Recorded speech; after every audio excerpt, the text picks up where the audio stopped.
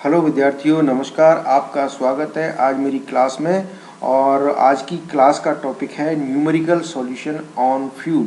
जी हाँ, मैंने पिछली कक्षा में भी न्यूमेरिकल सॉल्यूशंस कराए थे। फ्यूल टॉपिक के अंदर जो भी न्यूमेरिकल प्रॉब्लम थी उनके सॉल्यूशंस दिए थे। और आज जो रिमेनिंग सॉल्यूशंस हैं, जो रिमेनिंग न्यूमेरिकल प्रॉब्लम्स हैं, उन पर हम सॉल्यूशंस करेंगे और एक एक करके उनके बारे में विस्तार से अध्ययन करेंगे। आइए, एक पहली जो प्रॉब्लम है जो कि फ्यूल पर आधारित है, और फ्यूल के अंदर यहाँ पर एक फ्यूल सैंपल दिया गया है जिसमें कि different element, heat generating element हैं, उनकी परसेंटेज अमाउंट दी हुई है उस सैंपल के अंदर, और हमें उनका हीट जनरेटेड जो हीट है वो उसमें मान है, जो कैलोरीफिक वैल्यू है उस सैंपल की, वो ज्ञात करनी है। तो आइए हम इसके लिए एक फॉर्मूला जो हम पिछली कक्षा के अंदर, पिछली मेरे लेक्चर के अंदर जो मैंने बताया था, उस Dulong formula that is applicable to calculate the calorific value of the fuel, उसको हम यहाँ पर उपयोग करेंगे, उसका यूज करेंगे टू कैलकुलेट द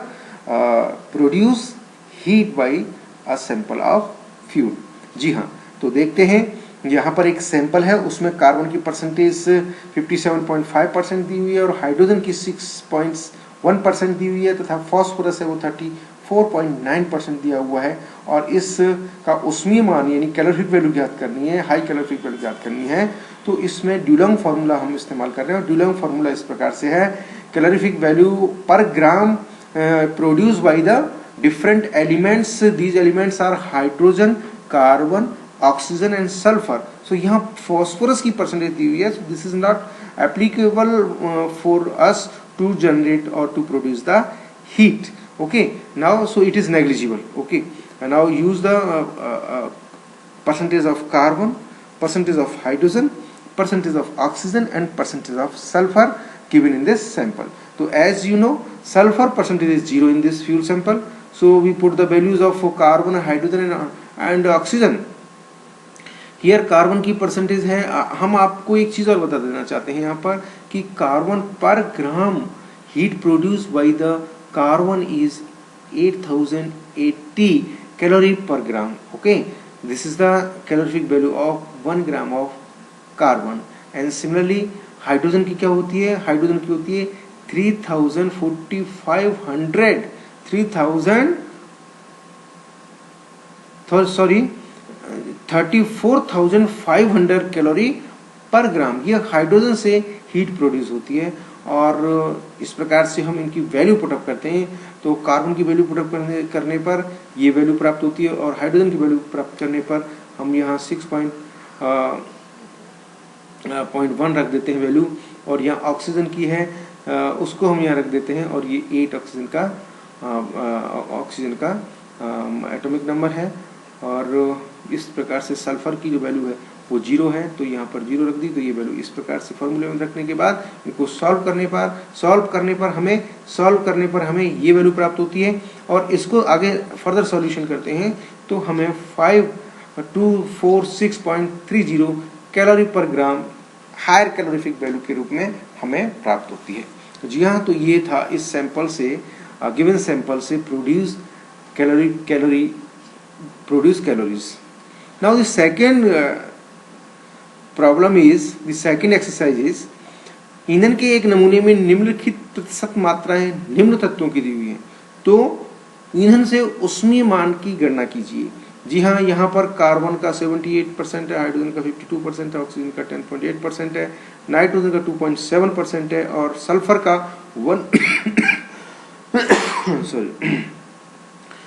1% है, और रिमेनिंग ऐश है 2.3%। ईंधन का उष्मीय मान ज्ञात करना है, जबकि कार्बन का calorific value per gram is 8100 and hydrogen का है 34,500 calorie per gram, and sulphur का है 2220 कैलोरी पर ग्राम। इनकी वैल्यू पुटअप करने पर हमें यहाँ पर इस गिवन सैंपल का कैलोरीफिक वैल्यू ज्ञात करना है। तो आइए यहाँ पर हम ड्यूलैंग फार्मूला को इस्तेमाल करते हैं और इस परसेंटेज को डायरेक्ट पुट करेंगे इसके अंदर। तो हम यहाँ पर 1/100 का मल्टीप्लाई कर देते हैं फार्मूला के अंदर और वैल्यू पुटअप करते हैं तो फॉर्मूला पहले तो 1/100 के मल्टीप्लाई करने के बाद फॉर्मूला इस प्रकार से प्राप्त होता है इसमें, और इसमें हम एलिमेंट्स की वैल्यू पुटअप करते हैं, कैलोरीफिक वैल्यू पुटअप करते हैं, तो इस प्रकार से प्राप्त होता है। कार्बन की वैल्यू पुटअप करने पर यहाँ पर 1/100 multiply 8/100 multiply 78 plus 34500 bracket start 5.2 minus 10.8/8 plus 2220 into 1। तो इस वैल्यूज को सॉल्व करने पर हमें जो वैल्यू प्राप्त होती है वो इस प्रकार से होती है 7668.45। यहाँ नाइट्रोजन तथा एस जो है राख जो होती है उससे वो हीट प्रोड्यूस नहीं होती तथा इनका इस फॉर्मूले में कोई इंपॉर्टेंस नहीं है और ना ही ये कोई जलने में सहायक होती है। अतः ईंधन का उसमें मान 7668.45 कैलोरी पर ग्राम है, जो कि इसका SCP हाई कैलोरीफिक वैल्यू भी होगा। अब हमारी नेक्स्ट जो एक्सरसाइज है वो है, और उसमें एक सैंपल है जिसमें कि कोल का एक सैंपल लिया गया और उसका एक कैलोरीफिक वैल्यूज विभिन्न एलिमेंटों की दी हुई हैं, और BTU ब्रिटिश थर्मल पर पाउंड में उसमें मान कैलकुलेट करना है, जिसके लिए कार्बन का कैलोरीफिक वैल्यू दी हुई है 14,500 कैलोरी पर ग्राम और BTU और हाइड्रोजन का है 62100 BTU पर पाउंड और सल्फर का है 4000 BTU पर पाउंड। तो ये यहाँ पर जो उसमें वैल्यू दी हुई है उसमें मान दिए हुए हैं, वे BTU पर पाउंड में दिए हुए हैं और इनको वैल्यूज को हमें पुटअप करना है। फॉर्मूला वही डुलॉन्ग फार्मूला इस्तेमाल करना है, और डुलॉन्ग फार्मूला के अंदर जो एलिमेंट हैं उन एलिमेंटों की वैल्यू है, कैलोरीफिक वैल्यू है, वो BTU पर पाउंड यूनिट के अंदर पुटअप करनी है। तो जो रिजल्ट आएगा BTU पर पाउंड के अंदर ही हमें प्राप्त हो जाएगा। तो यहाँ पर बिकॉज दी वैल्यूज ऑफ उसमें मान है इन विभिन्न तत्वों के, वो हमें परसेंटेज में दिए हुए हैं, तो हमें इस फार्मूले के अंदर 100 का मल्टीप्लाई करना पड़ेगा, या फिर 1/100 का मल्टीप्लाई करना पड़ेगा, या फिर हमें 100 का डिवीजन करना पड़ेगा। तो यहाँ पर हम 100 का डिवीजन कर देते हैं। तो calorific value in BTU per pound is equal to 14500 multiply C plus 6211 bracket start H minus O/8 plus 4000 multiply 1। Here 1 is the percentage of sulphur. अब ये इस वैल्यू को कार्बन और हाइड्रोजन और ऑक्सीजन की वैल्यू पुटअप करते हैं, तो ये फॉर्मूला इस प्रकार से प्राप्त होता है 14500 multiply 80.4 plus 62100 bracket start 5.6 minus 8/8 plus 4000 multiply 1/100। अब इनको सॉल्व करते हैं तो हमें जो वैल्यू प्राप्त होती है रिजल्ट के रूप में वो है 14554.6 BTU पर पाउंड। तो ये ब्रिटिश थर्मल इकाई में उसमें मान जो प्राप्त हुआ है ये है, और ये ईंधन के लिए ईंधन का उसमें मान है जो जो फ्यूल का सैंपल दिया गया, तो उसका BTU पर पाउंड यूनिट के अंदर ये उसका उसमें मान हमने हाई कैलोरीफिक वैल्यू हमने निकाल लिया है। अब ईंधन के लिए आवश्यक वायु की गणना कीजिए। अब ईंधन इसको कंप्लीट कंबशन के लिए कितनी वायु की आवश्यकता होगी, तो वायु की आवश्यक वायु की गणना करने के लिए हम इस प्रकार से इसका कैलकुलेट करते हैं, क्योंकि कार्बन के कंप्लीट कंबशन से CO2 बनता है, तो 12 ग्राम of carbon need 32 gram of oxygen convert 44 gram of carbon dioxide. Similarly 1 gram carbon के लिए कितने की जरूरत पड़ेगी, 32/12 ऑक्सीजन की आवश्यकता होगी। इसी प्रकार से हाइड्रोजन के कंप्लीट कंबशन से वाटर बनता है, तो 4 gram hydrogen need 32 gram of oxygen to convert into 36 gram of water. तो यहाँ पर एक ग्राम हाइड्रोजन के लिए कितनी की ऑक्सीजन की आवश्यकता होगी, 32/4 यानी कि 8 ग्राम की, और यहाँ पर इसके लिए कितनी की थी 8.3 ग्राम। तो यहाँ पर सल्फर के लिए 32 gram sulphur need 32 gram of oxygen to convert into 64 gram of sulphur dioxide.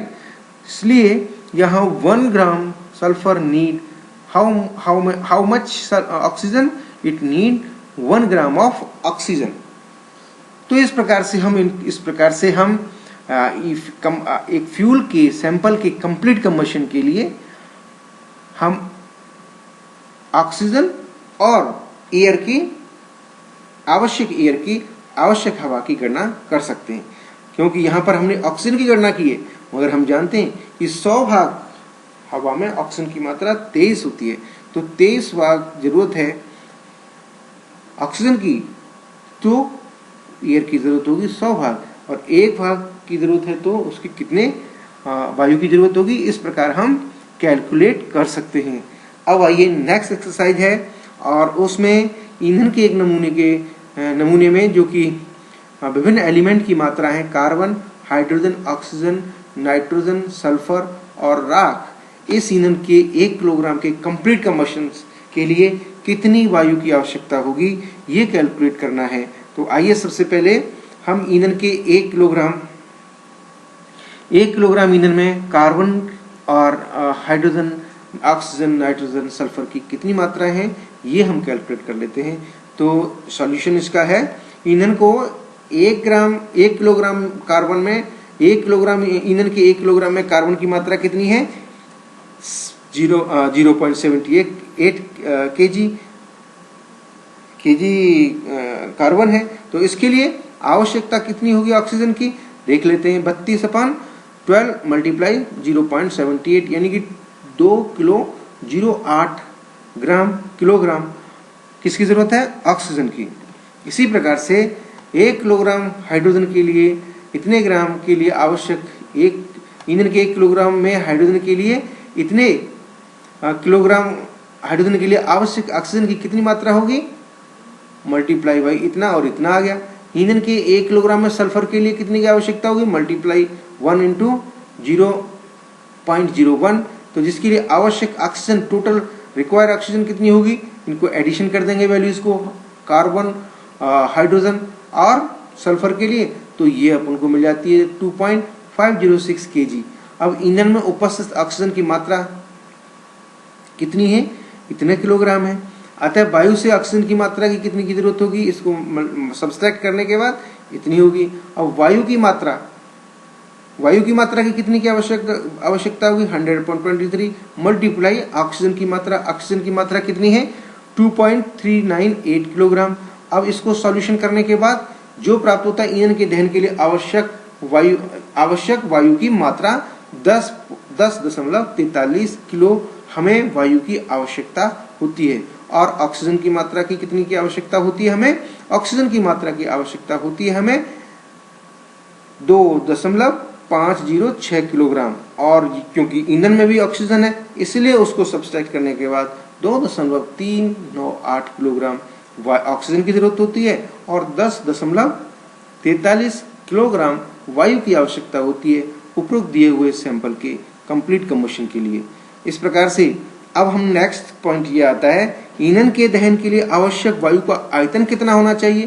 तो आयतन के लिए हम गैस इक्वेशन PV = nRT का इस्तेमाल करते हैं, जहां पर P दाब है और V आयतन है, T परमताप है, N अणुओं की संख्या और गैस स्थिरांक R है। R गैस स्थिरांक है, इस जिसका मान है 0.0821, जो कि आयतन लीटर में और दाब एटमॉस्फेयर में लिया गया है और T डिग्री सेंटीग्रेड में लिया गया है। तो इस प्रकार परमताप = 273 + T डिग्री सेंटीग्रेड है। तो इस प्रकार से हम यहाँ V निकालना है, तो V = nRT/P का इस्तेमाल करते हुए हम आवश्यक वायु का आयतन ज्ञात कर सकते हैं। और हम जानते हैं कि गैस की 1 ग्राम अणु के NTP पर आयतन 22.4 लीटर आयतन होता है। अतः इस इक्वेशन का इस्तेमाल करते हुए हम ईंधन के पूर्ण दहन के लिए आवश्यक वायु की मात्रा के साथ साथ वायु के आयतन की भी गणना कर सकते हैं। तो इस प्रकार से हमने आज के इस क्लास में डिफरेंट नेचर की जो एक्सरसाइज थी, डिफरेंट लेवल की जो एक्सरसाइज थी, उनको हमने सॉल्व किया है और हमने फ्यूल के जो कंसेप्ट था उसको इन न्यूमेरिकल प्रॉब्लम के आधार पर भी समझने की कोशिश की है। तो now I like to thank you, but before to say thank, I like to remember you, please subscribe my YouTube channel. That channel name is Dr. Veerpal Singh. And if you want to know the information about my new lecturers on this any topic, you get the information by press my bell icon. And thank you very much.